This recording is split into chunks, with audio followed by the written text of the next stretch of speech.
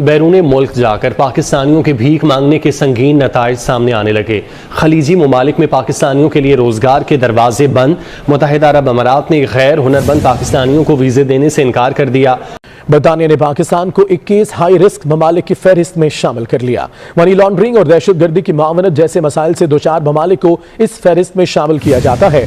High risk ममालिक की फहरिस्त में पाकिस्तान का नंबर 15वां है। लंदन से भी खबर आ गई है, वहाँ पर भी सऊदिया में तो चलो हमने सुना था कि भिखारी पकड़े गए, अब लंदन में भी हमारे काफी ज्यादा हजारों की तादाद में भिखारी पकड़े गए हैं।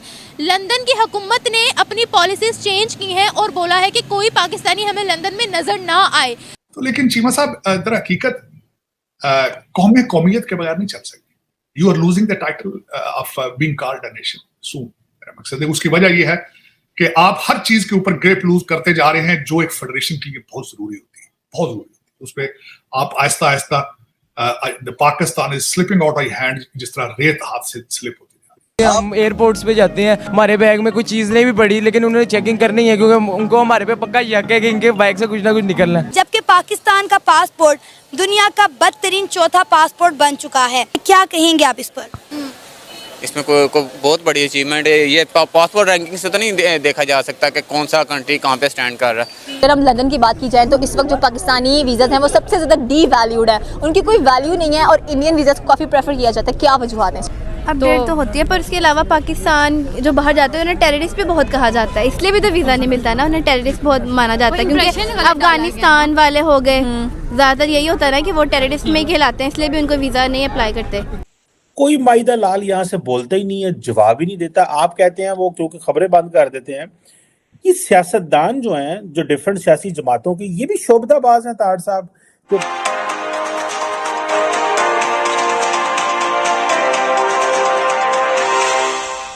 नमस्कार दोस्तों, TNS न्यूज़ में आपका स्वागत है। तो आज हम एक और धमाकेदार न्यूज़ के साथ। जी हाँ दोस्तों, आप इस वीडियो में देख पाओगे पाकिस्तानी मीडिया पूरा बौखला उठा है। पाकिस्तानी मीडिया में मातम छा गया है दोस्तों। जिस तरह पूरे वर्ल्ड में पाकिस्तान की भयंकर बेइज्जती हो रही है, जिसे देखकर पाकिस्तानियों को रहा नहीं जा रहा। आतंकवाद का नंबर 1 एक्सपोर्टर पाकिस्तान, आज उसने उसका खुद का रिकॉर्ड तोड़ दिया और बना दुनिया का सबसे बड़ा नंबर 1 एक्सपोर्टर इन भिखारी। यानी कि पाकिस्तान से पूरी दुनिया में ज़्यादा से ज़्यादा भिखारी एक्सपोर्ट हो रहे हैं और इससे तरस कर पूरी दुनिया में से दुबई के बाद, UAE के बाद आज इंग्लैंड और ऑस्ट्रेलिया ने भी पाकिस्तानियों के ऊपर बैन लगा दिया है। पाकिस्तानियों को बोला है कि हमें गलती से भी ना दिख जाना।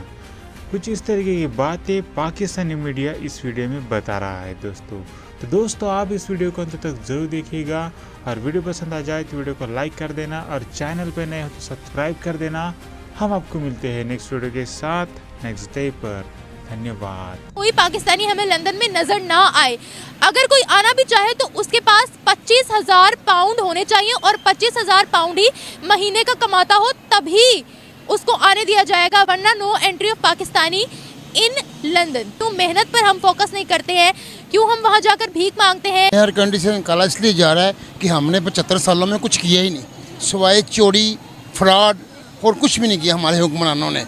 तो हम खुद क्या कर रहे हैं? हर चीज़ हुक्मरानों पे ना फेंके। अभी जो हम बाहर जाके खुद कांड करते हैं ना, उनको भी देखें। कहाँ बाहर जाके कांड, हम इसलिए जो बाहर जाते हैं वो यहाँ से तंग आके बाहर जाएगा ना। आपको हर फैसिलिटीज़ अगर इस मुल्क में मिले, हर चीज़ मिले, कानून की, आइन की बालादस्ती इस मुल्क में हो, तो कोई बंदा बाहर जाने का नाम भी ना ले। वर्क वीज़े पे जाते हैं, टूरिज्म वीज़े पे जाते हैं, तो वहाँ पर पकड़ते तो हमारे भिखारी हैं। ये क्या हरकत करते हैं? हम वर्क वीज़ा लेते हैं, टूरिज्म वीज़ा लेते हैं, वहाँ जाके हम दरी बिछाते हैं तो बैठ के मांगने लग जाते हैं। हम ऐसा क्यों करते हैं? जाते तो मेहनत करने के लिए, वहाँ जाके हमारे आओ भाव ही बदल जाते हैं। आपको ये आपने देखा जाके वहाँ पे बेकारी मांग रहे हैं? वो तो सऊदी अरब में भी मांग रहे थे लोग, पाकिस्तानी जाके। फिर वही बात आ गई, आपको समझाएं, शायद आप समझना नहीं चाह रही। आपको रिपीट दोबारा करूँ, ज़रा गौर से सुनिएगा मेरी बात। मैं आपको ये बता रहा हूँ कि अगर आपको हर चीज़ की सहूलत इस मुल्क में मिले तो आप कभी नहीं जाएंगे बाहर। मेरा पॉइंट ये है आपसे। नहीं, एक छोटा सा सवाल है। आप कह रहे हैं यहाँ हर चीज़ मिले तो हम बाहर क्यों जाएं? तो क्या हमने बाहर के मुल्कों का वीजा लगवाना होता है, बाहर के मुल्क जाना होता है, तो भीख मांगने के लिए जाना होता है। ये इसलिए जाते हैं ना कि उधर का करेंसी का यहाँ का करेंसी का डिफरेंस है। अगर पाकिस्तान में अभी कभी वहाँ से देखा, वहाँ से मुल्क आके इधर सेटल हुए, वो आते हैं यहाँ पे, वो आते हैं चाइनीज़ आते हैं जो इधर आके इन्वेस्टमेंट करते हैं, बिजनेस करते हैं। अब तो वो भी भाग गए हैं यहाँ से, कंपनियाँ भागनी शुरू हो गई। इतनी अच्छी गवर्नमेंट, ये 1.5 साल में जो गवर्नमेंट आई है, तबाही और बर्बादी का बायस बना है। इस मुल्क में किसी किस्म का कोई आइन नहीं है, किसी किस्म का कोई कानून ना, सिर्फ वो इसमें एक कानून है, जिसकी लाठी उसकी भैंस बस। जिदों हुकूमत च आना है तो बल्ले बल्ले नारे मारने ने, ओए इंडिया इंज कर देंगे, ओए फलाने इंज कर देंगे।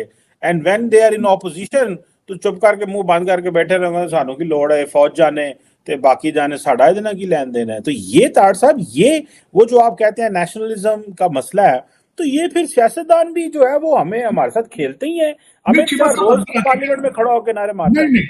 मैं बिल्कुल इससे डिफर ये करूंगा, मैं लोगों को सियासतदान नहीं कह सकता, इनको सियासतदान की अल्फो बे का नहीं पता। उसकी वजह है इनका लफ्ज मैंने इनका रख दिया परमानेंट इलेक्टेबल। सर तुर्की ने भी हमें अपने मुल्क से बाहर निकालना शुरू किया, सऊदिया ने भिखारी पकड़ लिया, दुबई कहता है। सुने पूरी बात तो सुन ले, पूरी बात तो सुन ले, मेरा सवाल तो सुन ले। अब आप मेरा सवाल भी सुन ले, से पहले मैं आपको जवाब दे दूंगा ना, आपको इसलिए कह रहा हूं। हाँ, तो पूरी तो मैं कैसे बात करूंगी आपसे। देखिए, अरब ममालिक ने भी हमें बाहर निकालना शुरू कर दिया है, जो बाकी की यूरोपियन कंट्री है वो भी हम एक्सेप्ट नहीं करती। अब बात यहाँ पर आ जाती है, इन ममालिक में ज्यादा जो पढ़े लिखों की या ज्यादा जो बड़ी बड़ी कंपनीज को संभाला हुआ वो है इंडियंस।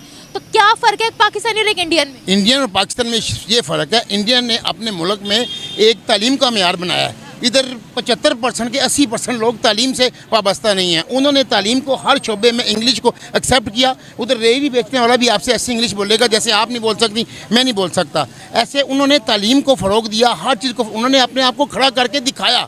इन्होंने खड़ा करके दिखाया बेईमानी में, पैसे में, हेरा फेरी करने में, कमीशनें लेने में, और कुछ नहीं किया इन्होंने। तो जो यहाँ पर इंसान मिलता है वो क्या? यही, वहाँ पे जानवर नहीं बसते। इंडिया में इससे बुरे हालात हैं, इससे बुरी कौम बसती है, लेकिन उन्होंने अपने आप को खड़ा करके दिखाया। आप कहते हैं ना, आप इल्ज़ाम हुक्मरान पर डालें, अगर आप इधर तो वो हिसाब है, अगर आपको 4 बंदों को किसी को उसके ऊपर मत लगा दिया जाए ना अफसर, वो पता क्या यार खुद भी करी जा तो मैंने भी दे जा। इधर ये हालात हैं और ये कौम यही चाहती है ये हालात रहें कि हम भी जी। और किसी को बात करेंगे ना, और नवाज शरीफ अच्छा था जी, खांदा सी ना तिलांदा भी सी। ये कौम के अंदर एक करप्शन का इंजेक्शन भर चुका है, तालीम की कमी है। कोई 5 रुपये पे बिक रहा है, कोई 5000 रुपये बिक रहा है, कोई 50,000 रुपये बिक रहा है, कोई 50 अरब पे बिक रहा है। हर बंदा बिकाऊ माल इधर बना हुआ है। उसको ऐसा बना दिया सिस्टम, ऐसा कि मजबूर कर दिया। मैंने अब एक मामूली एक बंदा जाके अपना मीटर लगवाना चाहता है, वो 6 महीने चक्कर लगाता है तो उसको मीटर नहीं लगता। वो जब उसको रिश्वत देता है, ऐसा मजबूर होता है, फिर उसको मीटर लग जाता है। ऐसा कानून को, ऐसी चीज़ों को ऐसा कर दिया गया कि बंदे को, इंसान को मजबूर कर दिया गया। वो क्या करे? मजबूर तो हम हो गए हैं। हम क्या कर रहे हैं? आगे भी तो भीख ही मांग रहे हैं। ये हुक्मरान भीख ही मांग रहे हैं, IMF से भीख, उस मुल्क से भीख। ये क्या कर रहे हैं? ये वो ज़मीन पे बिछा के भीख मांगते हैं, ये जाके इस तरीके से भीख मांग रहे हैं। ये कर रहे हैं, वो ज़मीन पे बैठ के बेचारा है, वो बेचारे का नहीं बस चल रहा किसी के पास, वो ज़मीन पे भीख मांग रहा है, ये जाके वो रहा है। शबाश ने क्या कहा था? लोग कहेंगे फिर आ गया भीख मांगने में, भीख मांगने नहीं आया। जब आपका हुक्मरान ये लफ्ज़ वर्डिंग यूज़ कर रहा है। कितनी दफ़ा हम IMF के पास से हुए हैं? किन दफ़ा? कितनी दफ़ा IMF के पास गए हैं? हम अनगिनत दफ़ा गए हैं। भारत का मुझे मेरा नहीं जाते अभी नहीं गया। वो 1990s में रिपीट कर ली कि उन्होंने अपने आप को इस काबिल किया है कि उनको, अब देखिए भारत और कनाडा का जब हुआ तो भारत ने अपने फॉरेन कैंडिडेट उसको निकाल दिया, कैंडिडेट को उसने निकाला। किसने निकाला? कि उसके पास इतनी पावर एबिलिटी थी कि वो जवाब दे सकता था। इनके पास क्या है? इनका कुछ भी नहीं। इनको IMF कहेगी ये करेंगे तो ये करेंगे। जब मैं आप